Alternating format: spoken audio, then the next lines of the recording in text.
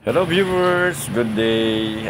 Guys, ito papakita ko sa inyo ang gagawin nating paella negra. So pagka paella negra ang gagawin natin guys, kailangan natin syempre yung pusit na po yan guys.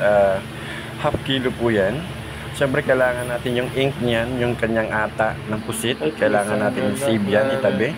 Tapos yung ating meron tayo dyan salmon.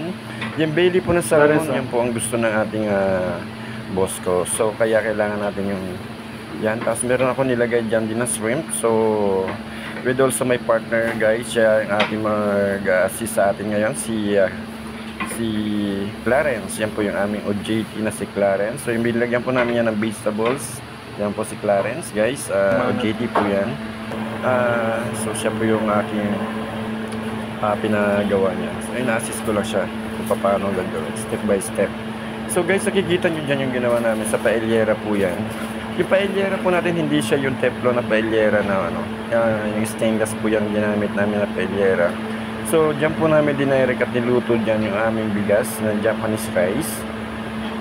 So nung nakita ko na medyo hilaw pa, meron ako na save pa ng mga pinagkatasan na ink na pusit. So dyan ko siya hinalo para tuluyan siyang maluto, yung ating Japanese rice. Dineric ko pong lutuin niya sa paellera. So tinakpan ko lang siya ng aluminum foil. Tapos mahina po yung apoy na po nilagay natin. Nung maluto na po yung rice yan guys, makikita nyo dyan, iti-toppings ko na po yung ating, yan pong pusit at saka yung ating salmon belly. At saka yung pusit po, sinutay lang po natin dyan sa paellera na yan guys. Yan po natin siya sinusutay na Tapos yung pinaglutuan dyan na rin po natin niluto yung ating rice. So ganyan lang pong paggawa ng paella negra. So yan po, konting alalay lang po. Tsaka tingnan niyo, tikman ninyo kung ano na po, ano ng rice.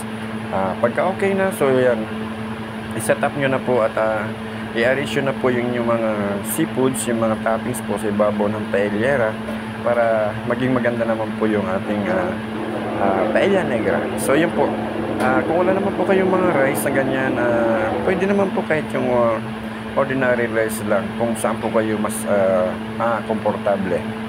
Okay? So, ganito po, sa ganito pong klase mga recipe na kailangan nyo po ng mga recipe, comment lang po nyo dyan sa baba kung mga naghahanap po kayo ng mga iba't ibang klase mga pagkain. Dito po sa channel po ni Summer Shop TV, marami po kayo makikita na mga iba't ibang klase mga recipe, pang negosyo, pwede po yan mga pwede pong homemade ng mga po dyan, marami po kayo makikita dyan. May mga costing din po dyan, yung mga donut, yung mga empanada. Makikita nyo po dyan kung paano natin ginagawa yan. At saka malalaman nyo rin po kung paano po, kung kumikita ba kayo o hindi. Yan po, marami kayong makikita dyan sa ating channel. So yun lang po, God bless po sa inyo lahat. Saka guys, kung nagustuhan nyo naman po yung video na to, paki-like naman po and share. Paki-subscribe naman din po. At saka pag-iwan po kayo ng bakas dyan guys. Diyan po sa aking mga viewers na talagang natumututok sa channel ko ni Summer Shop TV. Maraming salamat po at sana huwag nyo naman po i-skip kung mayroong ads. Kung may ads, tulong nyo na po yan sa mga vlogger. Okay po, huwag nyo pong i-skip. So yan, kita nyo naman full tank na punong-puno overload. Yan po ang ating paella negra overload. So ganyan lang po ang paggawa yan. Tapos hinaan nyo na lang po yung apoy, konting mahina. It is very low fire lang pong gagawin yan para maiga